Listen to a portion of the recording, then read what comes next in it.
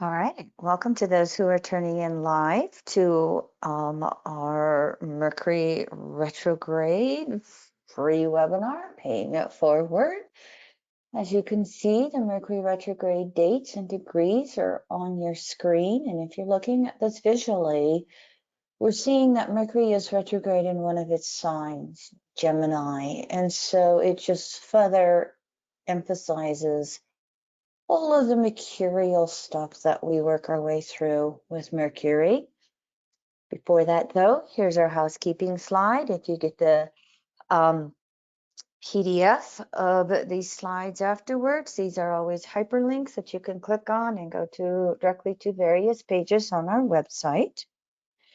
Here are the dates that I always put together for Mercury from one exterior conjunction with the Sun to the next. And so we're looking at a cycle that started in April that will go through July. Here's the pre-shadow dates where Mercury first moves over its stationary direct degree at 26 Taurus, retrograde, interior conjunction, direct, and here's when it ends, post-shadow.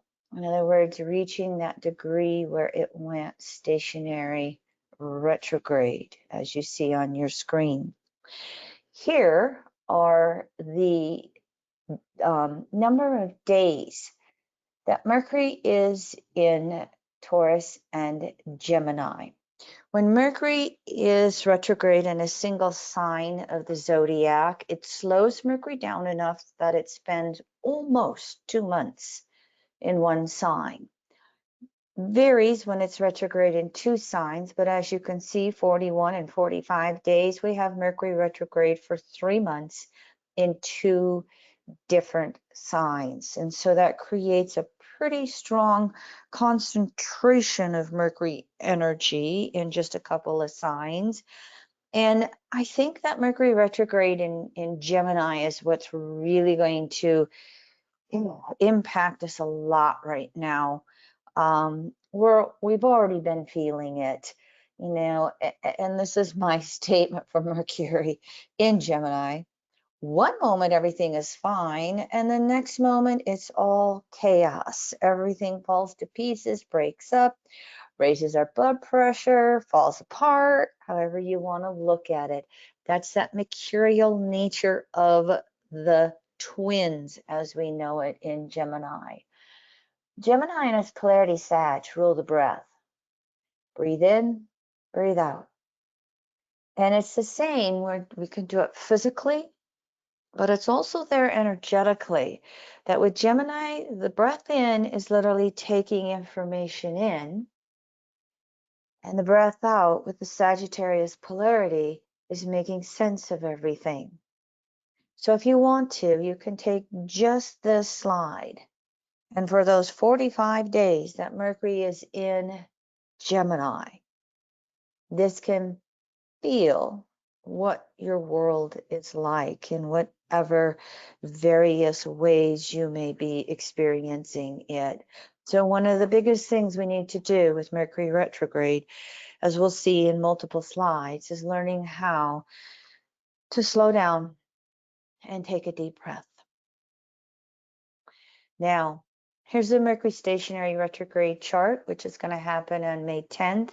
Most of the charts that I use will be orientated towards Washington, D.C. Thank you for the U.S. flavor, international attendees. And I just find it more relevant to set the charts up for Washington, D.C. It, is the area that is valid for all of us who live within this country in North America. What I would like to point out for you as Mercury turns stationary retrograde here at 4 degrees Gemini, 51 minutes on May 10th. Some of the aspects that are sticking out for us is the fact that Saturn in Aquarius is square the nodes of the moon. And it's also in that orb of squaring the sun. It even pulls in Uranus and Taurus with it as well. you know, these are the famous power struggles. Just the nodal axis in Taurus and Scorpio is, you know, I like to say power over, power under. Who gets to have the control and the power? The fixed modalities of Taurus, Aquarius, and Scorpio that we have going on. We also find that when the nodal axis is in Taurus, North node in Taurus is about our own resources. The South node in Scorpio is about shared resources. And all of that's going to be part of the undercurrent of this Mercury retrograde, especially as Mercury reverses into the last 4 degrees of Aquarius in this retrograde cycle. So we can have resource upsets, we can have resource rewards, we will have new understandings in how we relate to our resources. The US wages have went up. You know, things are, people are making more money, people are having ability to choose jobs, people are trading up on jobs, but we also have the price of our goods and services going up with our supply chain upsets, with, you know, corporations, many of whom pay no taxes, that have become monopolies and can get away with raising their prices and have exorbitant profits because nobody is standing up to them or fighting back with them. That's all part of this Mercury, you know, retrograde undercurrent. And is Saturn in Aquarius going to be for the elites? Or Saturn in Aquarius going to be for the masses? Stay tuned. It's going to be in an orb of squaring the nodes all through this retrograde cycle. And we are also in the midst of a North Node eclipse season. We just had the solar eclipse recently at 10.5 Taurus. We're going to see a lunar eclipse in the middle of this retrograde cycle. As Mercury goes retrograde, which it's going to do again in a week from the time of this recording, excuse me, the retrograde chart shows the moon making a square to Mercury. So as we get closer to this retrograde cycle next week, recognize that your emotional triggers may be emphasized. They may be very, very triggered because of the eclipse season and because of this stationary retrograde square. It also will emphasize how split our opinions are, that we are emotionally attached to. Mercury retrograde is throwing off old information. And in Gemini, it's throwing off old facts. But the way things are going with this in the United States, with our first Pluto returns, it has us very attached emotionally to our own facts and figures. And what this Mercury retrograde is going to ask of us is flexibility.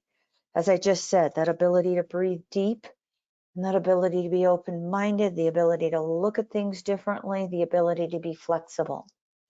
The other thing that we will see through this entire Mercury retrograde is the fact that we pretty much have a stellium going on in Taurus. It is mainly Uranus and the North Node in Taurus, but right now we have the Sun there, and Mercury's going to retrograde back there. And so this is a Mercury retrograde in which security, both inner and outer, can feel undermined. We can feel like the phrase is the other shoe's going to drop, or it's going to go to hell in a handbasket, to use my Northern Plain cliches.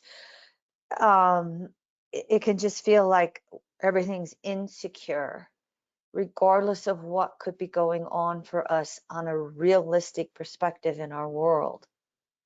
It just is a sense or a feeling of, oh, am I safe? Is my job secure? Is my family okay? Is my community okay? Am I going to continue to be able to afford the resources of food, clothing, and shelter? And with this Taurus stellium, we're going to be reviewing what we value. And many of us might sense ourselves becoming more conservative with how our money is going out. In other words, we may feel like we're in the recession, even if all of the facts and figures about the economy says, for the most part, the average person is doing okay. Now, what we will also look at in this webinar is the whole perspective of the USA chart. And in the last year to two, I have switched which chart I use in the USA. And this is coming from research that has been done by an astrologer named Michael Casey. And basically, through his research, historical records show that the Second Continental Congress maintained a consistent daily schedule for its years in existence. And it was, I don't know, 3-4 years, I think. And they would lock the doors at 9, they would skip lunch, and they'd go to somewhere around 4 p.m. And then they'd break and they'd all go back with their own delegations of their own colonies and have their evening meal. And this was, again, pretty well established as consistent research. In 1989, the Library of Congress released newly discovered letters by Benjamin Franklin and others, quoting Ben as saying, the signing of the Declaration of Independence happened somewhere between 9 and 11 a.m. on the 4th of July. And so this is the time, 9:37 a.m., that Casey used, and I just kind of, I don't know, has made sense to me. So this is the chart that I have now adopted, and these are my reasonings why. As you can see, gives us a 5th house Pluto, and as you know, on any 4th of July chart, that South Node is balsamic conjunction, wide orb, to Pluto. And, you know, we're a pretty egotistical country thinking we're, you know, exceptionally great and everything and everybody should bow down to us. Up to this point, you know, most of goods and services and the trade of oil, they're all based upon the dollar standard. This may be really shook up with the USA going through its first Pluto return in 2022. Stay tuned. We'll see how that goes. More information, I would point you to Web of Debt, W-E-B of debt.com, where my heroine Ellen Brown is writing some very interesting articles over the last few months about what's going on in the undercurrent with the Ukraine-Russian war, the whole topsy-turvy with inflation and supply chains due to the COVID virus, and how it is all taking place in this backdrop of the USA Pluto returns. And here are your 3 dates in which this is going to happen. I would like to point out, though, that all through this Mercury retrograde, we have transiting Neptune making oppositions to itself. There were 3 of them last year in 21. And we have Neptune making 5 squares to the natal USA, Mars in Gemini in 21, 22. So here's Mars in Pisces, here's Jupiter in Pisces. This is a lot too, this backdrop of the Mercury retrograde cycle, even though Mercury doesn't specifically aspect Neptune. It does make 3 waxing sextiles to Jupiter and Mars, which we'll look at. So this Pisces stellium is, you know, activating this split between beliefs and actions and how our country is going to move forward. and what we collectively believe about ourselves. It is part of this picture of the Pluto returns, creating all these intense debates and upsets that we have going on. And to back up, you saw this, but I didn't say it. The history of the USA is based upon time periods where we've been very inclusive, give me you're tired, you're hungry, you're poor, versus exclusive, build the wall. And these are the three major aspects that created the Mercury-Pluto opposition in Cancer Capricorn, the Mars-Neptune square in Gemini Virgo. By the way, we're going to have a Mars retrograde the end of this year in Gemini going over the USA, Mars in Gemini 3 times in the midst of the midterm elections. And then also the Sun Saturn square in Cancer Libra. All of these make up this, again, wave of going back and forth between inclusiveness versus exclusiveness in the entire history of our country. We'll see us move past this point and past this battling of opposition at some point. How fast? Stay tuned. We'll see how that goes as Pluto moves into Aquarius in the next few years. Now, the slides that I repeat every Mercury retrograde cycle, I'm going to go through pretty fast. I always like to put Mercury's retrograde cycles by element. This year in 22, they're mainly going from air back to Capricorn, or excuse me, air back to earth element. The retrograde cycles reverse through the elements. And in 2022, here is how Mercury's transit by sign breaks down into the elements. 4.5 months in air, that's a lot of communications going on. Last year, 21 was even more in air. 6.5 months, Mercury was in air signs. And this year, 4 months in earth. Next year in 23, Mercury's going to be retrograde 6 months, half the year in earth signs. So we're shifting from those thoughts and communications to practical realities. We're getting to the essence of any messaging here. Get rid of the fluff. I just want to get to it right away, right now. I don't want to read a lot of wordy stuff in my social media. I don't want my computer to just have to take forever to get to the simplest of things that I have to do. Oh, those deep breaths again. Why planetary retrogrades? Because they take place from the perspective of how we live here on Earth, geocentric. The planets appear to slow down and go reversing through the sky. What it means for us from an interpretive point of view, this is an opportunity to break free from all our consensus conditionings. Retrograde planets are in a perpetual state of throwing off the past and trying to break free into an individualistic understanding of what is natural for us relative to that planet. Mercury, it's going to be left brain, communications, etc. Now, oops, I see I didn't get my Venus corrected there. That's not Venus, that's Mercury. The transiting planet always related back to the natal planet, wherever it is, by house, sign, and aspect in your chart. Again, that Venus word should be Mercury. If you were born during a Mercury retrograde, you can experience what astrology will call temporary harmony when Mercury is transiting retrograde. It's moving in the same direction it was when you were born. You relate to it.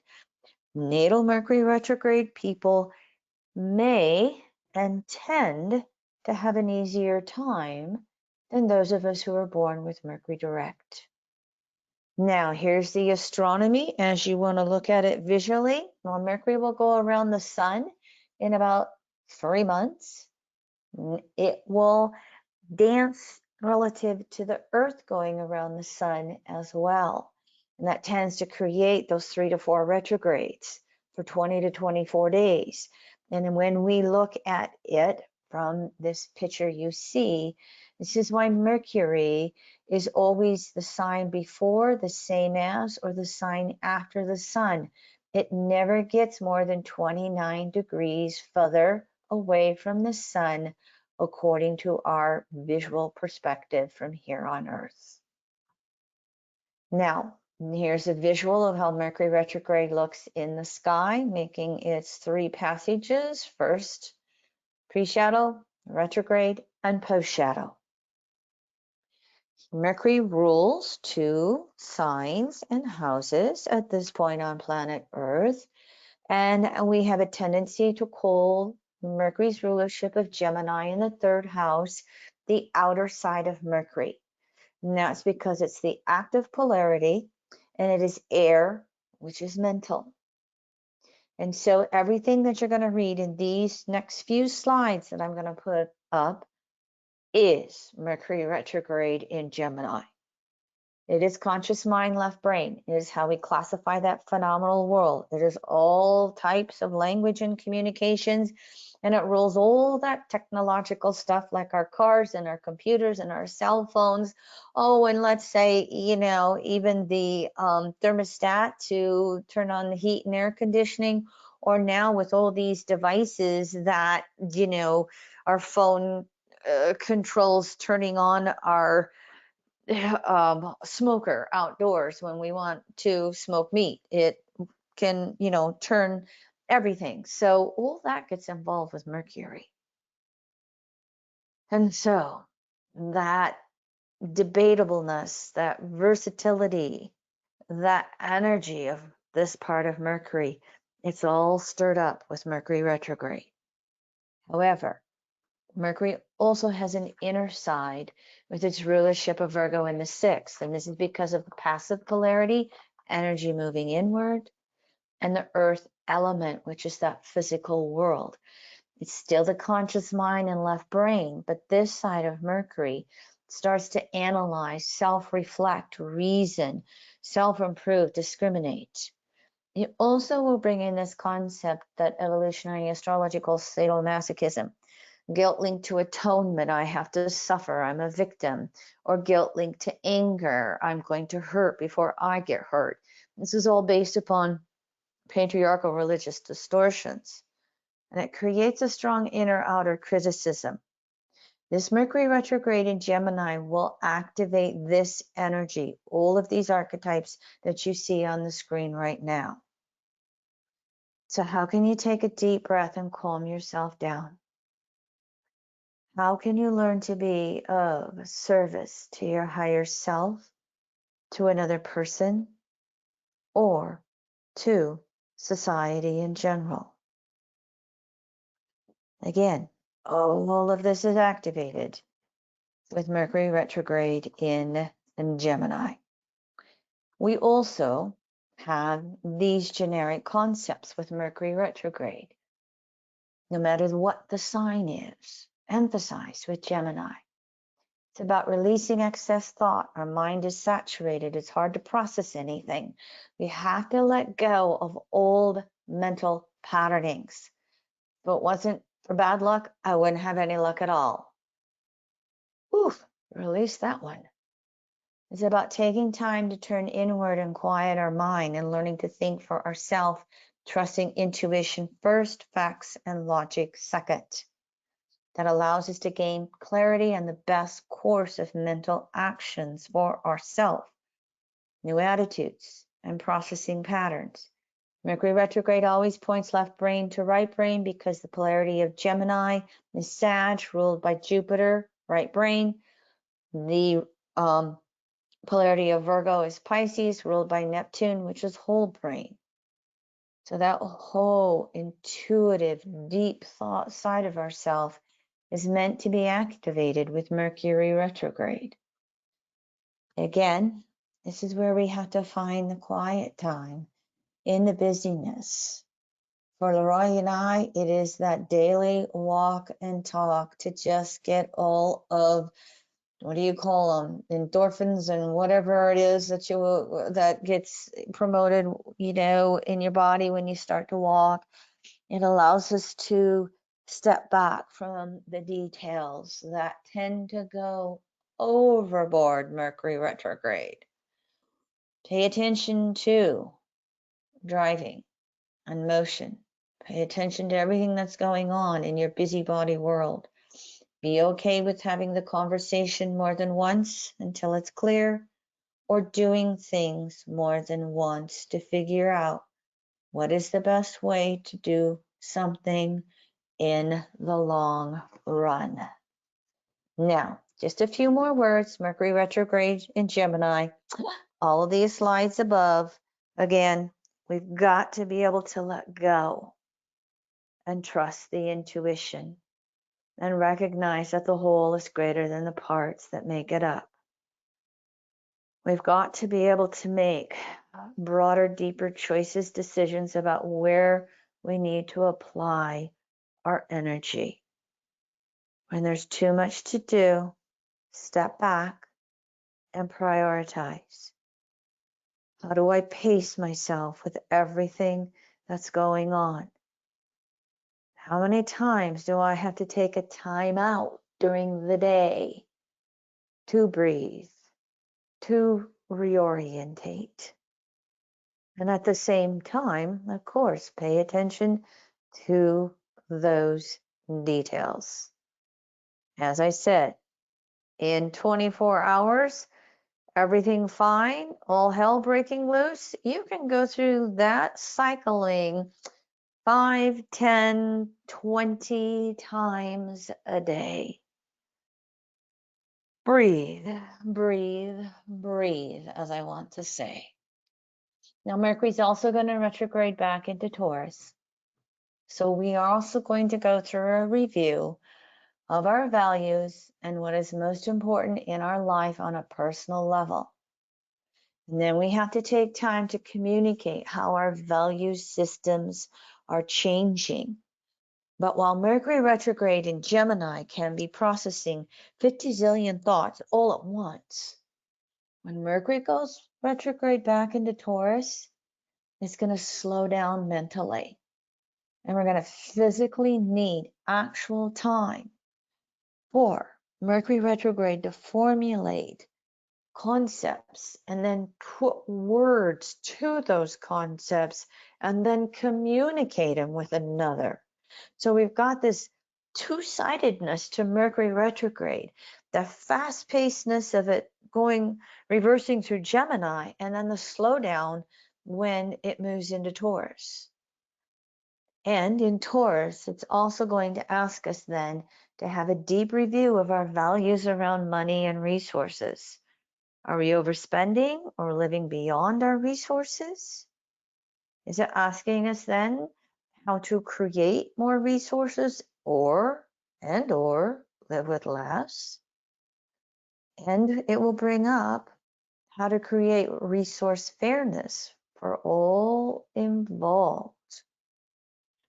Mercury retrograde in Taurus, because of the fixed modality, can create stubbornness or inertia.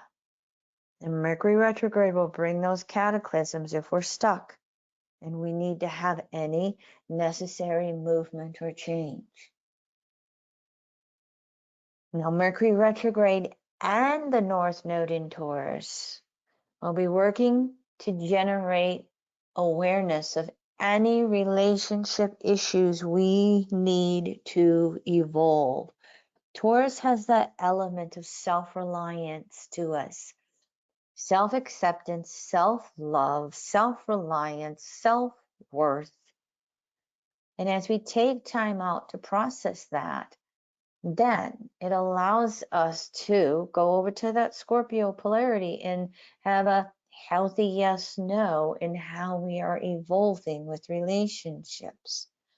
It also asks us to shift from a me, myself, and I perspective, Taurus, to an our and us perspective, Scorpio polarity.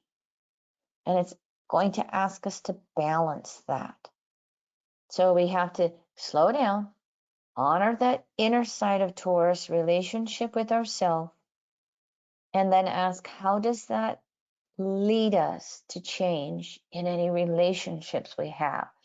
Scorpio, specifically intimate relationships, but because it works with shared resources, resources we share with others, or any relationship with another where money or resources are involved.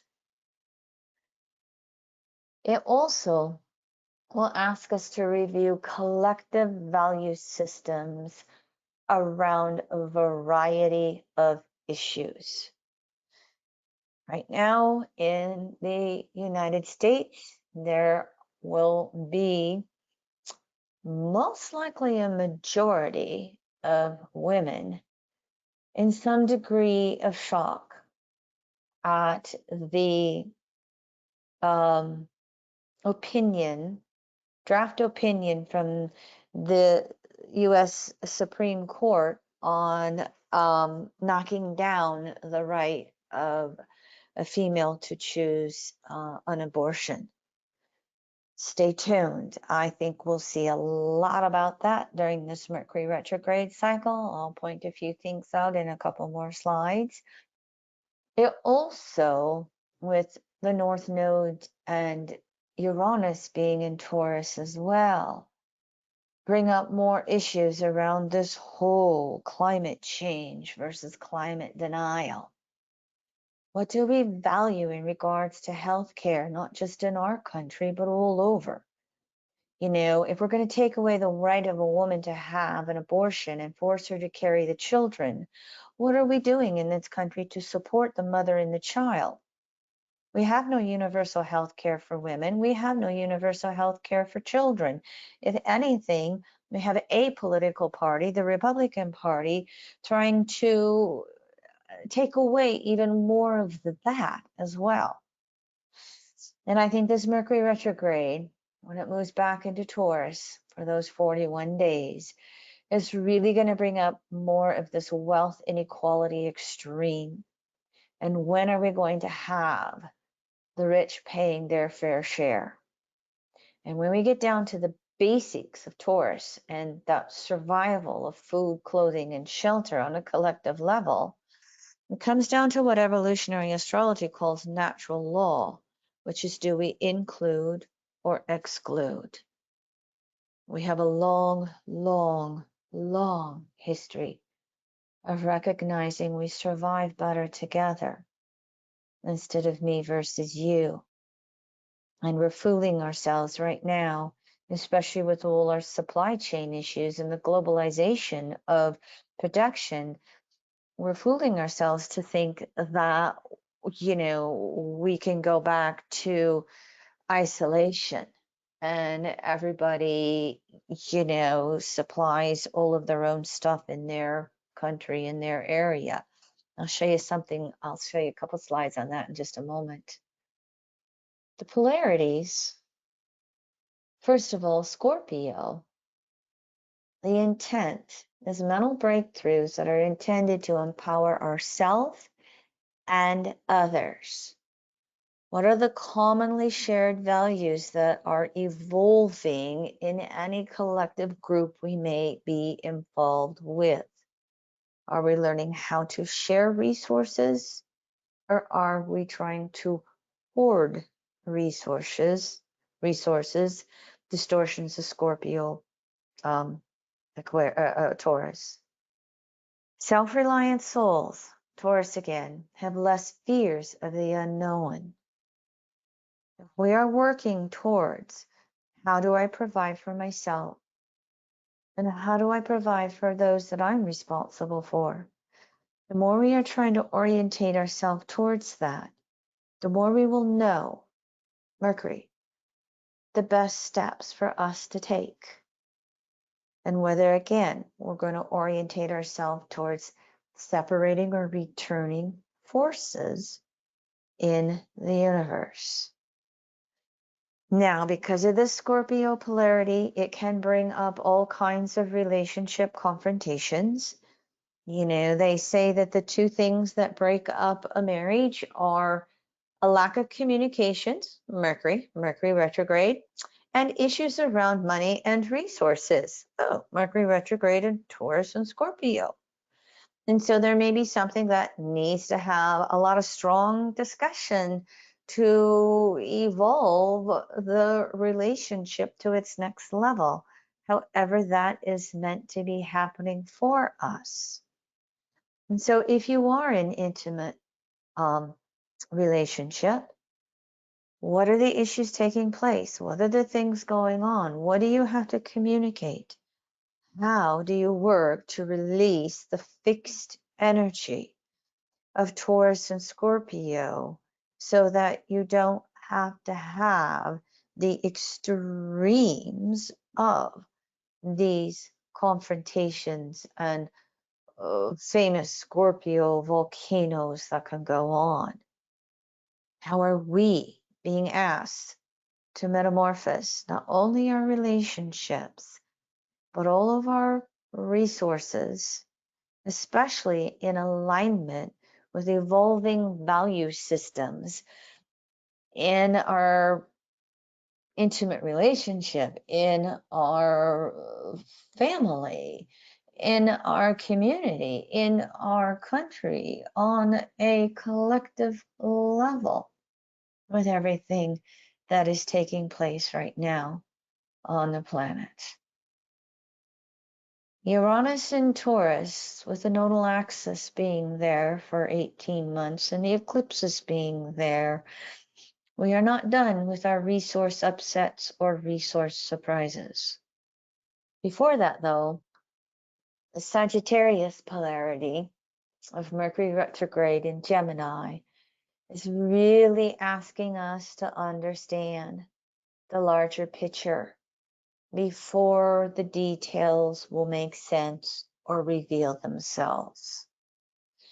So when you have that intensity of frustration because something isn't working out, you're lost, you can't figure out where to go, whoever's talking to you on your driving instructions is not in touch with the construction zones, your electronic devices aren't working, somebody's doing a Scorpio shutdown and won't communicate. Can you just step back, take those deep breaths, and allow that Sag energy to work on those unknown, deep, broad, intuitive levels? It's all going to be okay. It's going to work itself out. Everything, everything passes. This too shall pass. And it is the opportunity then to make the better decisions for ourselves in the details of our world. It's also there to allow us to recognize metaphysical principles behind physical laws and manifestations. The whole is greater than the parts that make it up. And it's also about learning the difference between truth versus opinions.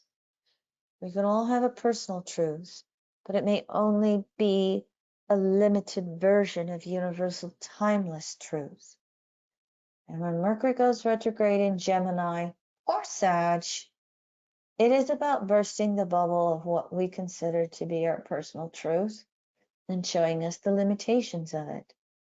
And hopefully that allows us to release some of those old Sagittarian beliefs we've been clinging to that no longer serve us. Old mercurial attitudes and opinions. Show me the truth, show me the truth, show me the truth. Show me the largest, broadest understanding of universal law that I can understand, Source. Can be quite helpful through these Mercury frustrations and upsets that will go on. Now, just a few days after Mercury turns retrograde, we have a lunar eclipse, and we are in midst of a North Node eclipse season. What that means is when the sun is traveling near the north node of the moon. We call it a north node eclipse season. And so here's the lunar eclipse, May 16th, just after midnight in Washington, D.C. North node eclipse seasons, the intent is to move forward regardless. And when it's a lunar eclipse, it is going to extenuate all of the emotional tensions that are going on. We're going to have the emotional buildups of a full moon. The beauty is that we have got Mars and Neptune in Pisces making some trines to the Scorpio-Taurus planets. We have Mercury in orb to one of its three sextiles, Jupiter in orb to one of its three sextiles with Mercury. So we've got some relief valve going on here, especially if we're willing to emotionally process. However, we have that moon conjunct that south node with this Mercury retrograde. And so all of those Scorpio energies, again, the power over under struggles, resource upsets, but there can also be the rewards, relationship metamorphosis, and all kinds of sexuality issues and lessons. And when you just think about it on this lunar eclipse from the perspective of Taurus ruling self-sex, Scorpio ruling merging sexuality with another, and the whole issue of abortion cannot be there if sex isn't involved. You can see how this lunar eclipse might be a little hot and heavy, issues blowing up. Will the Democrats force votes on the abortion issue around this time period to put all of the congressional and senatorial legislators on record with their abortion stand? Stay tuned. That may be some of what is really going on. And in the midst of that, I think the whole abortion rights issue will bring up the resource issues, as I mentioned before. We don't have social support systems for the mother and child. That will probably come up to be part of this conversation as well. We'll see how it goes as time goes by. But again, this is a North Node eclipse season, and I feel that the stellium is just almost the driving force sometimes of this Mercury retrograde. How do we all be secure? How do we all feel safe? Now, here's one of the things that's really been hitting me recently, and that is as we are trying to shift away from fossil fuels and shift to cleaner uses of producing energy, a lot of our technological devices, including our electric cars, a lot of our solar and wind power, all of these alternative energy sources, devices, take up and utilize a lot of rare and precious minerals. And so Uranus in Taurus, Taurus rules the literal physical earth. And I think in this Mercury retrograde cycle, I think next year, next spring, a year from now, when Mercury retrograde is entirely in Taurus, it's going to be more and more and more in the news, and good, bad, and ugly. Right now, we have the super billionaires, you know, creating businesses and, you know, racing to control the areas on the planet that will be utilized to mine some of these rare minerals. This is the Congo, and if I don't know if you can see these tiny little dots, these are the people who dig the holes by hand for cobalt, one of the most devastated places on earth, and yet the Congo has at this point somewhere like 70% of the world's cobalt, which is so necessary for again, our electric cars and all our devices.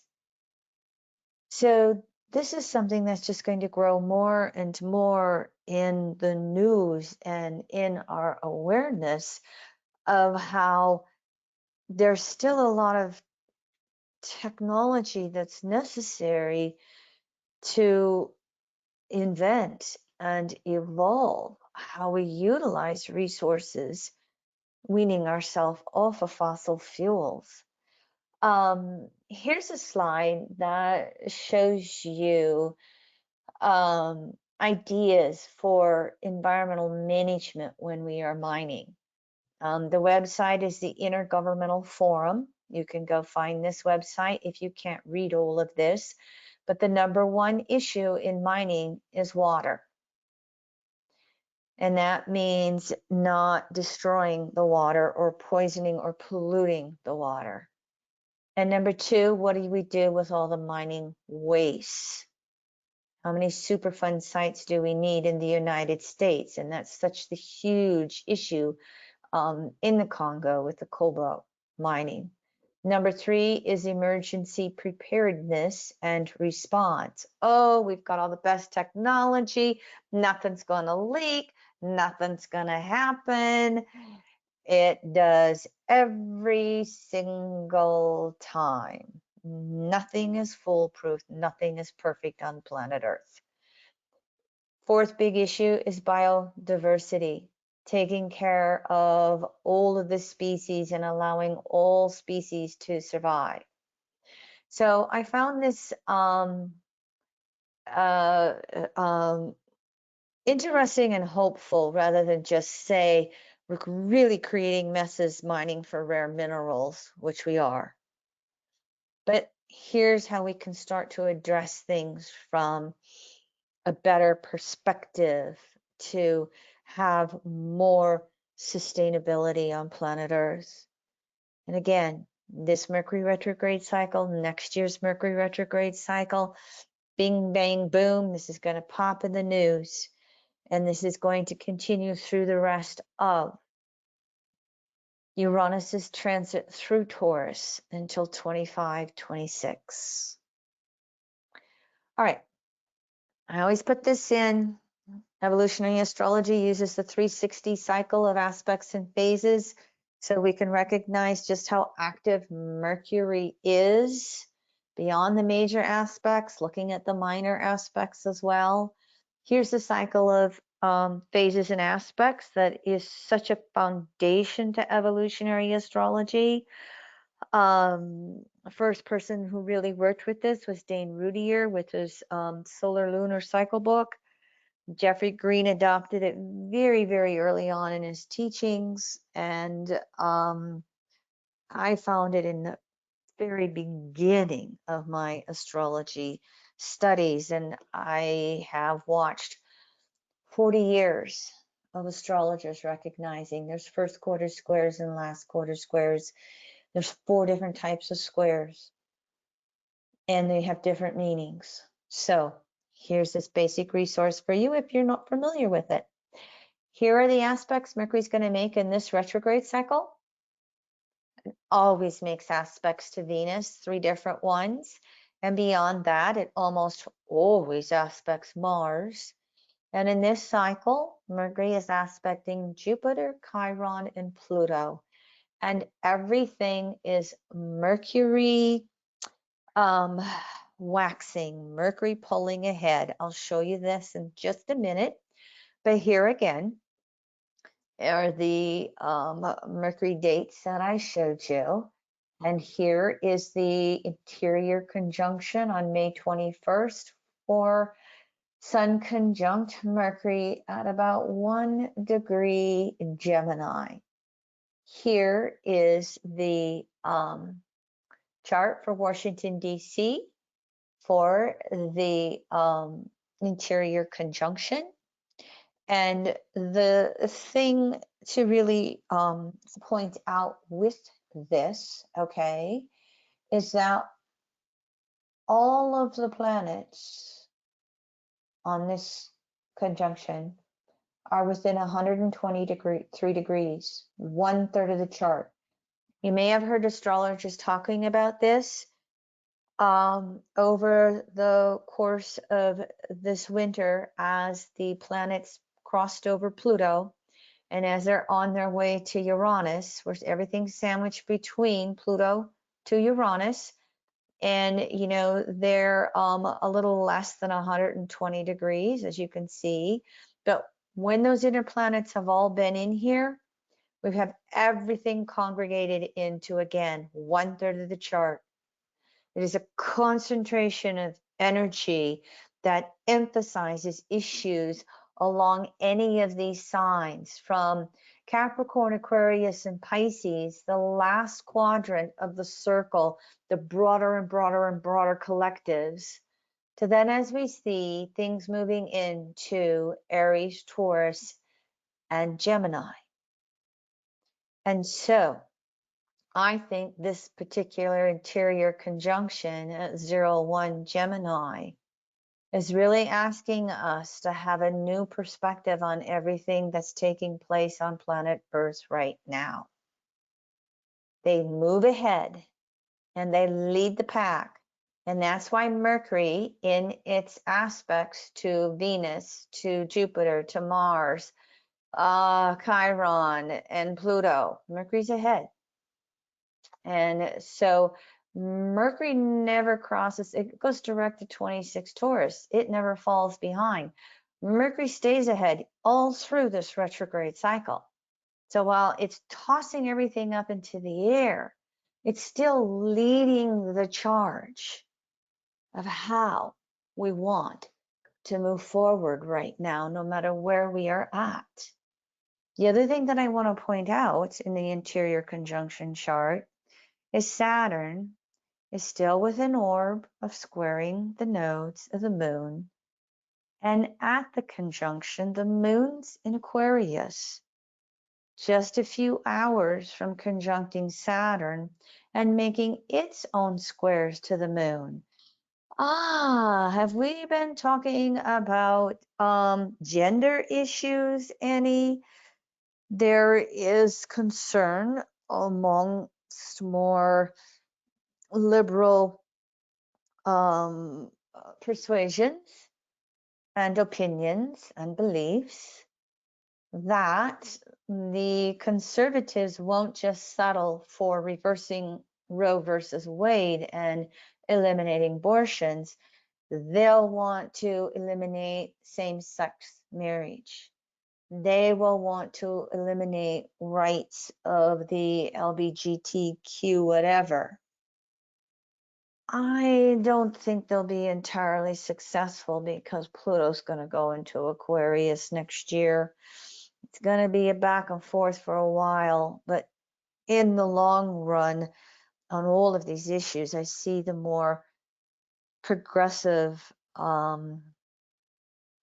understandings having the final word, but it's not guaranteed, at least not in the short term. And it's going to depend a lot upon how people choose to be activated here in the US in particular. Stay tuned in regards to this.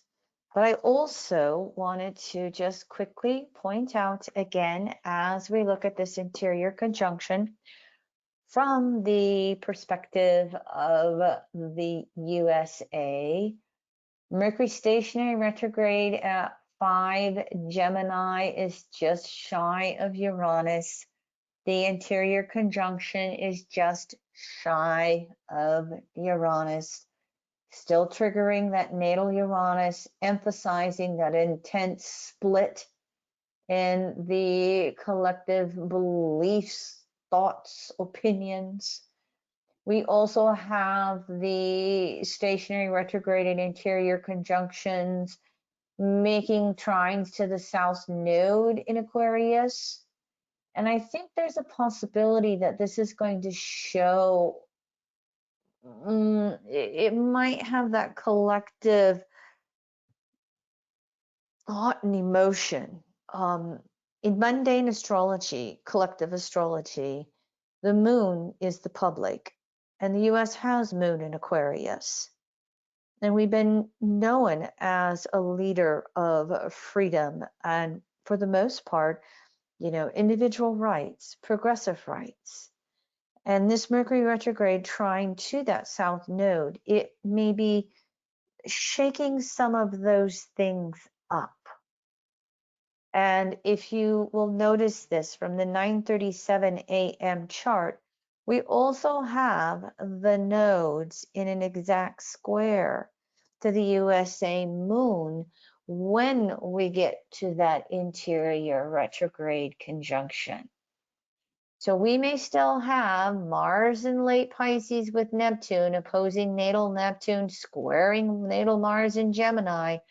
We may still have that great religious divide in many areas of our beliefs.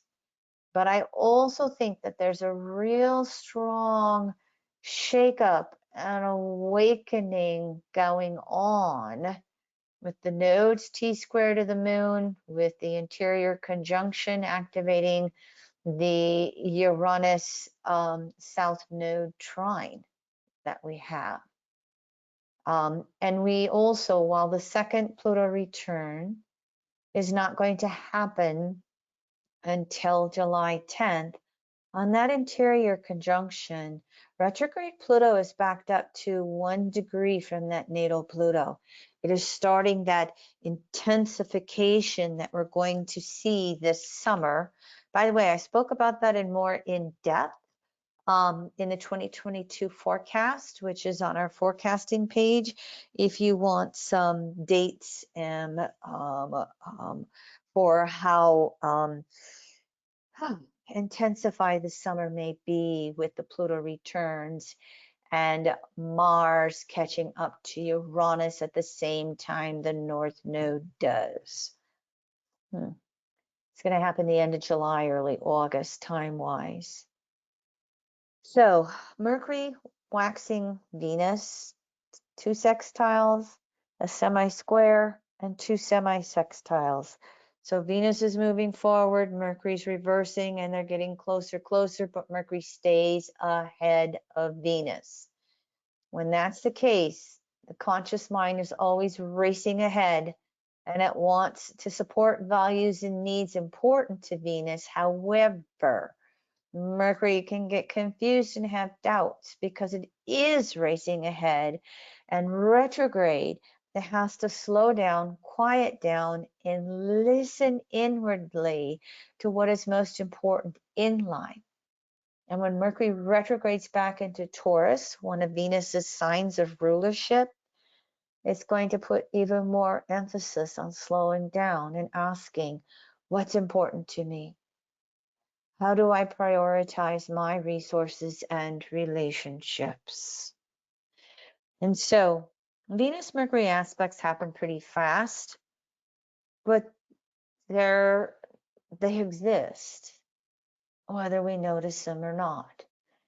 And if you have any major things or upsets go on in your world, perhaps you can refer back to these slides with their dates, and I put all the dates in chronological order at the very end, and just see if something was a specific aspect that you wouldn't have noticed that was going on.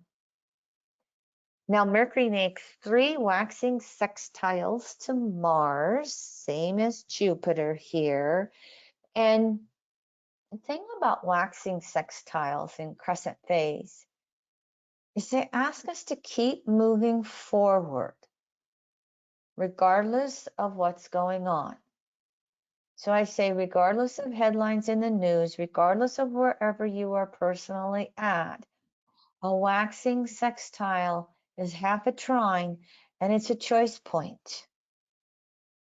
Now, it's okay with Mercury retrograde to slow down and think about consequences of Mars actions so that we can decide how to move forward and act upon our desires. We don't have to rush ahead, but we do have to try to, with these 3 waxing sextiles, methodically, step by step, move forward with our life, maintain our pace, maintain evolution. The thing that I do want to point out at the 60-degree mark of a waxing sextile is that the choices we make between any 2 planets with that aspect can have a lasting effect through the rest of their cycle together, which means with Mercury and Mars, with this retrograde cycle, our choices and our actions can affect us throughout the rest of this year. And when we get to November, December, and January, and Mars is retrograde in Gemini, and Mercury opposes Mars, we'll see some of the effects and rewards of our choices we've made this spring. So just kind of ponder that a little bit. Okay, this is what's in my world right now. How do I want to look at this from a broader, longer perspective with maybe more long-term plans and desires? And then recognize with these 3 sextiles, it will give us multiple choices of when and how to act. So allow some of that intuition to really work for yourself. See if you can slow down any impulsiveness of Mars. You will move through Aries in the midst of these 3 waxing sextiles, even though it doesn't make an exact aspect when it's there. Now, Mercury will also make 3 waxing sextiles to Jupiter. And when Mercury is ahead of Jupiter, the left brain's leading the way. And we're learning new ideas and concepts from deep, deep thinking. What will happen as Mercury goes retrograde, though, is we'll go back and forth and back and forth and back and forth between left brain, right brain, left brain, right brain.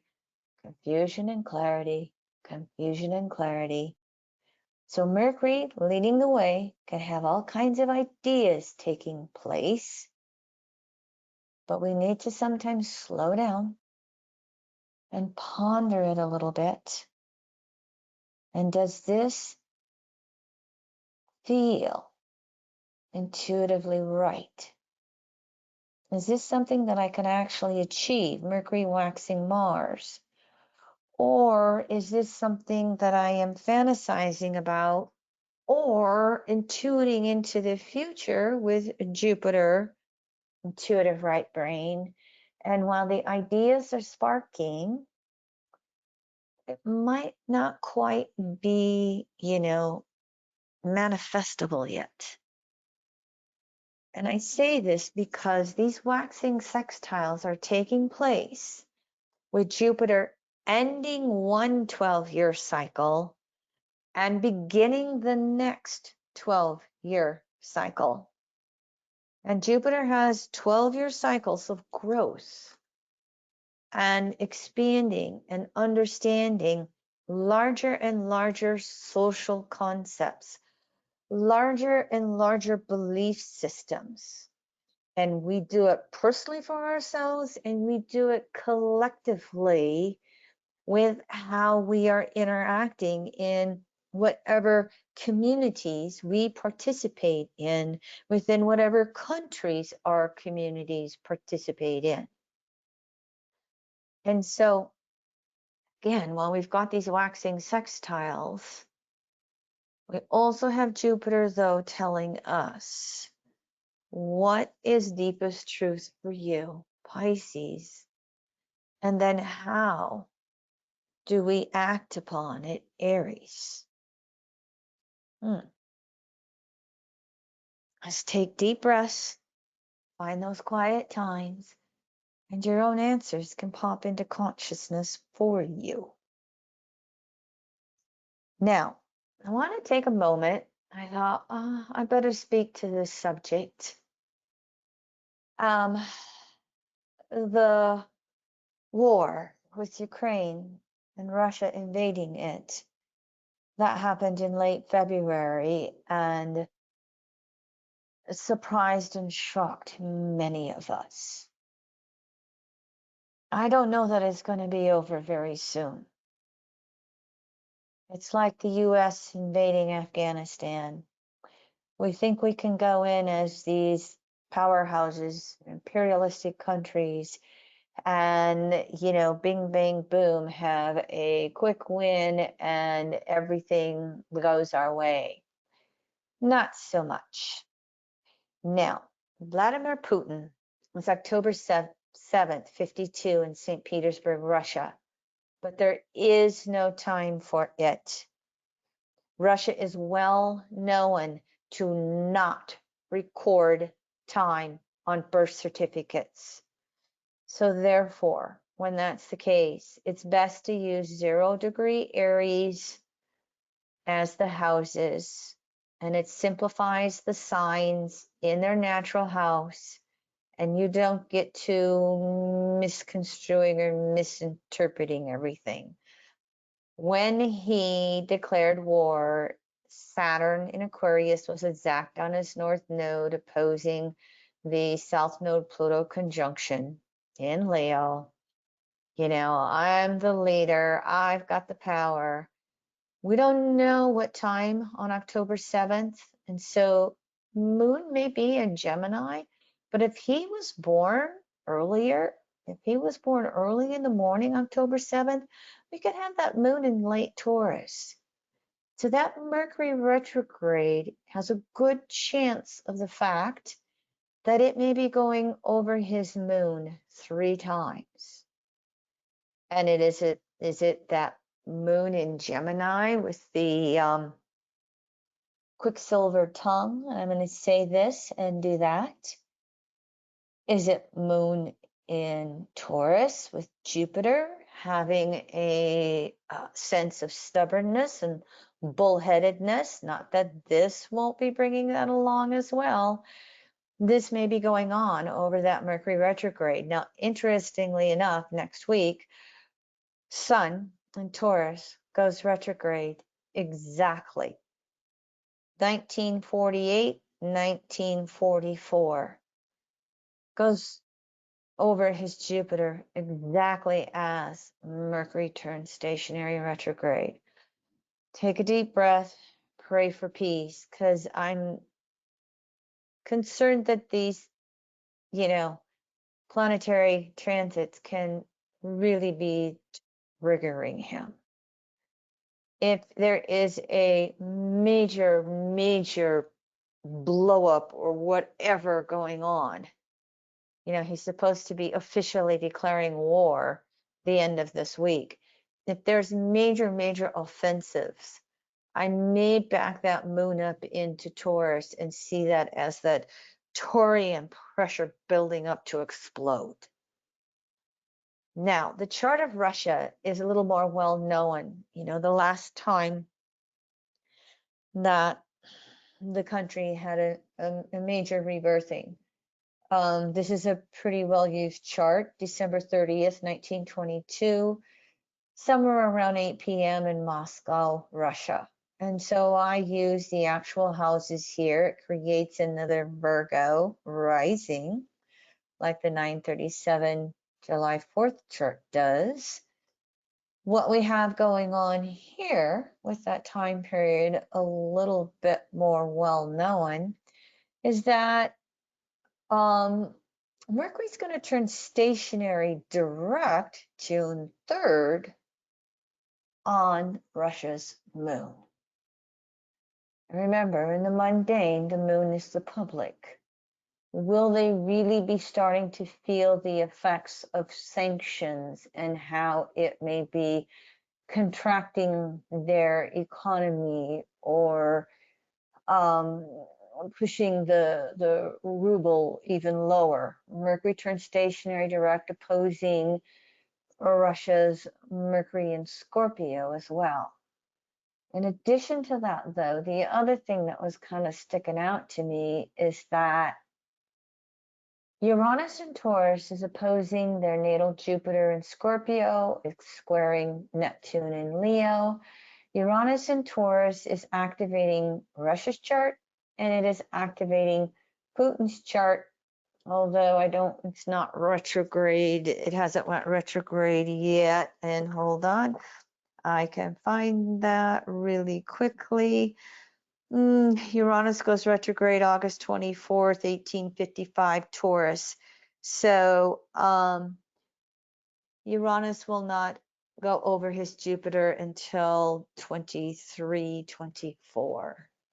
But it's going to come close. It can still have its effects upon what he's done to his country's economy and resources, etc. In other words, the Mercury retrograde is still going to be here to be active enough on those Putin and Russia's charts. Okay, so I thought I better put Zelensky in here too, just so you could see what Mercury retrograde is doing for him.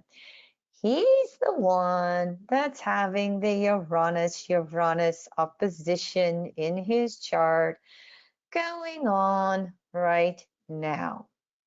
Mercury retrograde, especially when it goes direct, it's going to make 3 last quarter squares to his Saturn in Leo.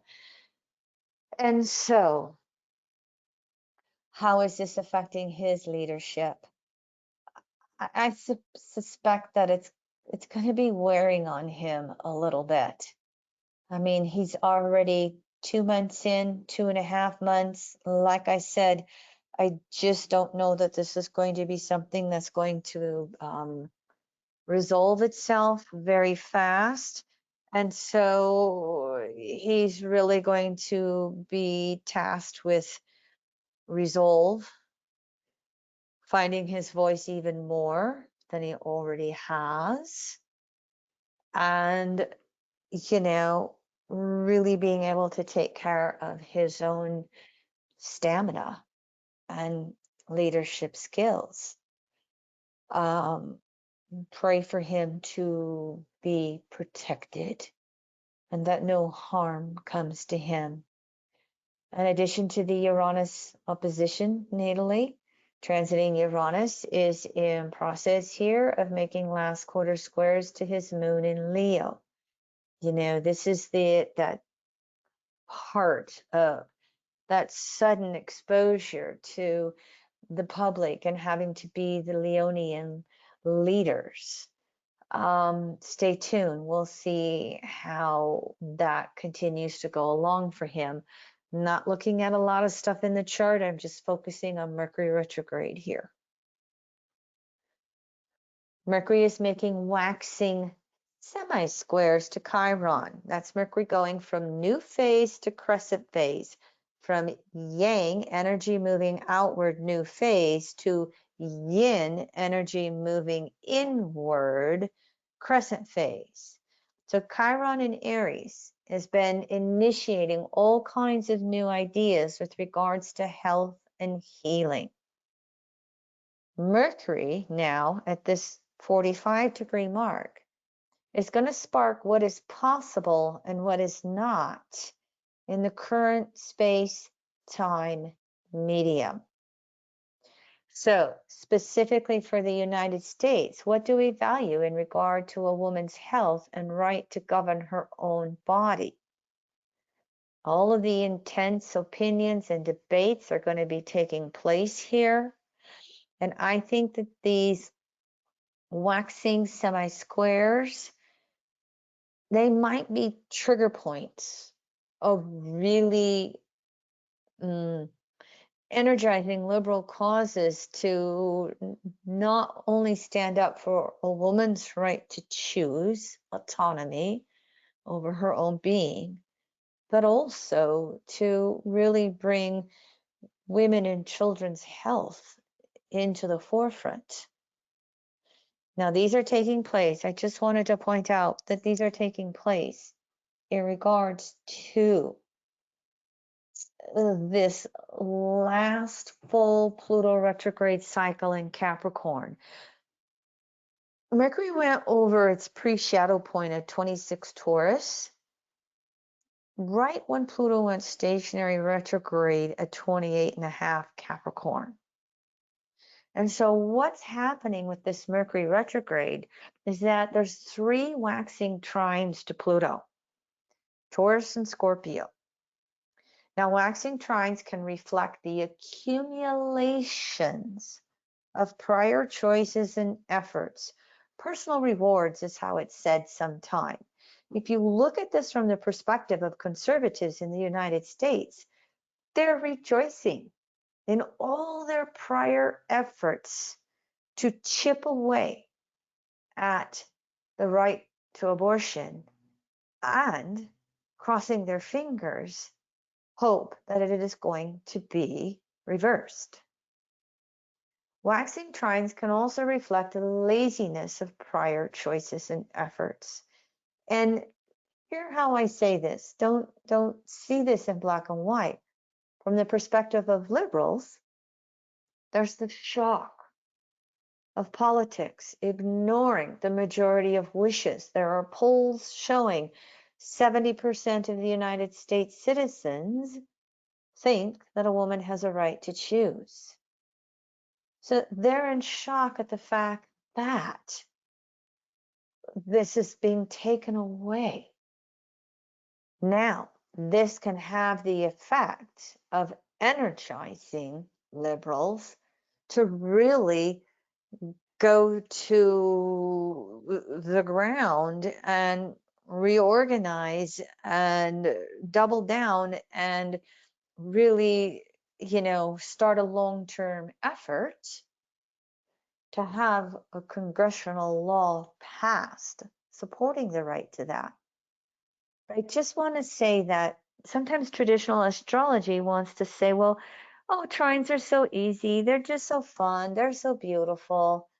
No, it can be a either or. It depends a lot upon what you've done up to that point, that first 120 degrees between faster moving planet to slower. Now, because of what's happening and the fact that these trines are taking place in 2 earth signs, I think that regardless, there's going to be a reviewing of values and attitudes towards that material world. How are we going to survive with the cost of all of our goods and services going up, up, up? How are we going to survive as communities? Who's going to control the wealth and the resources? They say we have not only the great resignation, people quitting their jobs because they can find a better paying job. We also have the great reinvention, as they're calling it, career choice points. People saying, wait a minute, I've got to find value and meaning in what I'm doing. And so that's part of this picture as well, with Mercury making these waxing trines to Pluto. So one more time, and here's the Mercury stationary direct chart. Mercury has just, been leading this pack of inner and outer planets. Mercury's direct June 3rd at 26 Taurus. And so Sun is just pulling ahead into Gemini. We have the moon opposing Pluto in the stationary direct chart. And yes, half the month or 2/3 of the month, moon can be outside of this locomotive of planets. Okay. And 1/3 of the month, it's right here in the pack. The point is, through all of this Mercury retrograde cycle, with Mercury leading so much of it and being with the North Node in Taurus and Uranus in Taurus. A huge emphasis on self-reliance, self-sufficiency. A huge emphasis on having that Gemini open-mindedness and flexibility. Stay tuned. We'll see how that turns out. When Mercury turns direct, it's actually making a waxing square to Saturn. And so there can be triggers to our ongoing breakdown of societal structures, no longer in touch with the masses. This is the Saturn last quarter squares to Uranus that happened last year. And this summer, Saturn is going to come within 1 degree of making a last quarter square. So almost all the way through 22, we have the last quarter squares of Saturn Uranus active. And it's active because Jupiter makes waxing semi-squares to Saturn and waning semi-squares to Uranus. Then Jupiter does 3 of them to each planet because of its retrograde cycle. So again, this ongoing breakdown of societal structures that are no longer in touch with the masses, no longer in touch with evolution. The other thing going on, Mercury stationary direct, is the fact that the moon is in Cancer, making a opposition to Pluto in Capricorn. The abortion debate, the gender identity issues, the attempts of patriarchal distortions to just control anything and everything according to the predominant white male perspective. There's no other way around it. Now, here's Mercury stationary direct with the USA chart. And here's that moon opposition directly on the natal US, Mercury retrograde in Cancer, again, intensifying that debate, as we said, of all the women's rights and gender issues. What we also have starting to take place, though, with Mercury stationary direct, is that as it's retrograded back into Taurus, we have it making a trine. Here's those trines to natal Pluto. It's within orbit making the trines to Neptune. Mercury direct makes a grand trine to the natal Pluto, Neptune Pluto. It'll be interesting to see. Will we have a final decision on the whole abortion issue? The Supreme Court usually runs from the 1st of October through the 30th of June. And so there's a flurry of decisions every year by the US Supreme Court in June. And there's more major issues that are to be decided. Other issues with gun rights, other voting rights issues. There's a plethora of major issues on the docket with decisions and written opinions coming down. We're going to start to see that as we finish up this Mercury retrograde cycle. Stay tuned. In addition to that grand trine, though, Mars has moved into Aries along with Jupiter, and they are starting to make last quarter squares to the natal USA, Venus and Jupiter in Cancer, and soon the USA Sun in Cancer, which is experiencing the last quarter squares from Chiron. So here's that intensity of Aryan energy, and it's a well-known what do you call it, axiom? It's a well-known understanding in politics that it's much easier to organize and energize against issues than for issues. So the party out of power always has more energy in the midterm elections than the presidential party in power, because they're upset at what the opposing party is passing for laws.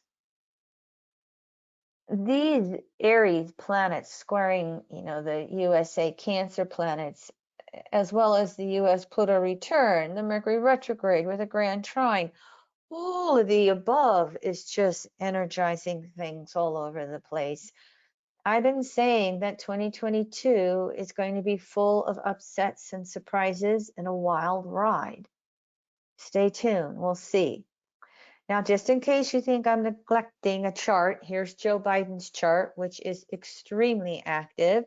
I drew up the lunar eclipse on his chart because the south node will be right on his Mercury, and the full moon of Scorpio will be on his Sun and Venus. The eclipses are really activating him.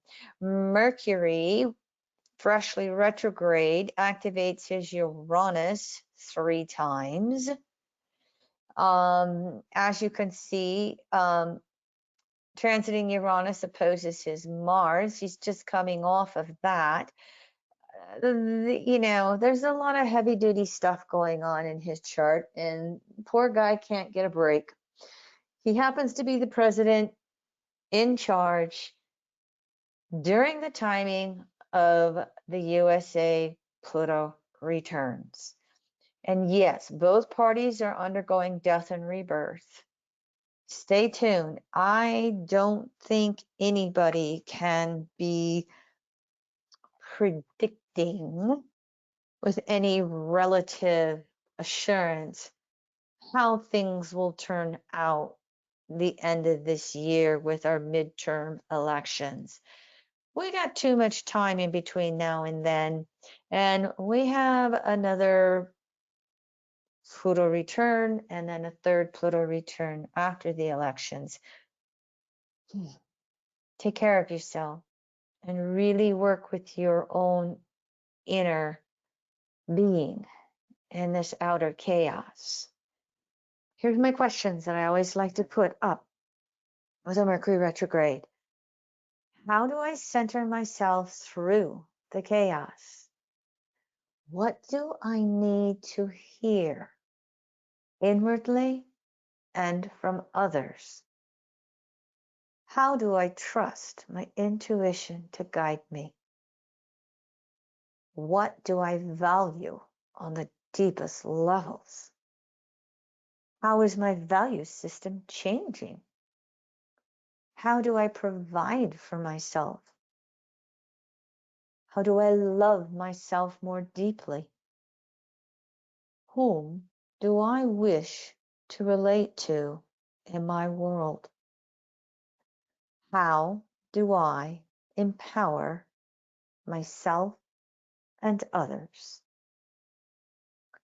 All right, everyone, thank you very much. Here are the future Mercury retrograde webinars. And we will have our next one in early September with Mercury going from Libra to Virgo. No, by the way, here's those dates of Mercury retrograde a year from now, fully in Taurus. And one more time, I will have a public webinar on Jupiter's ingress into Aries and the start of a brand new 12-year cycle, as I said, of growth and expansion. Hey, Kim? And so, yes, Is that May 11th or May 9th there? We don't want to confuse anybody. Oh, did I change it? Oh, thank you, thank you, thank you. This is May 11th. Oh, thank you for that one, Leroy. My work schedule necessitated that I change this to May 11th. Okay, so a week from today, next Wednesday. Good catch. Thank you, honey. Appreciate that.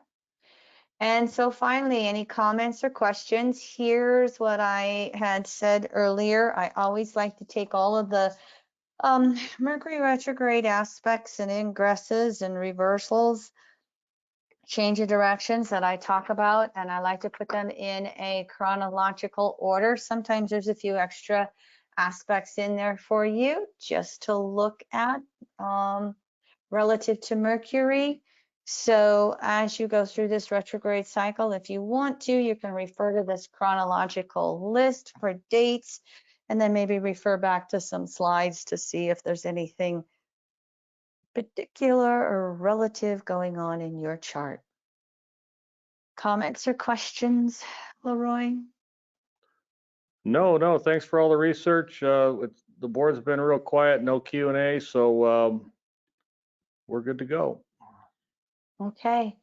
All right. Well, thank you very, very much, everyone. Breathe deep, walk deliberately through this Mercury retrograde. Yeah, one last thing before you go, and I Mhm. don't mean to interrupt your closing statement That's there. okay.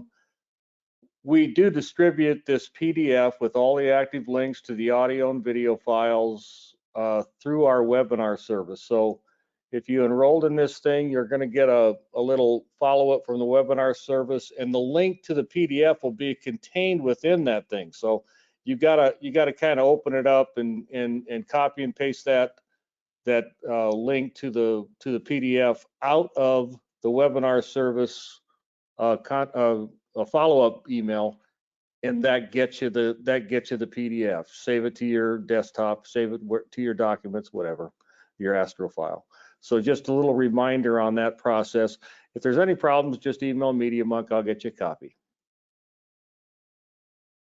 All right. Thank you very much, Leroy. Appreciate it. And I appreciate everybody else. All right. Pray for peace.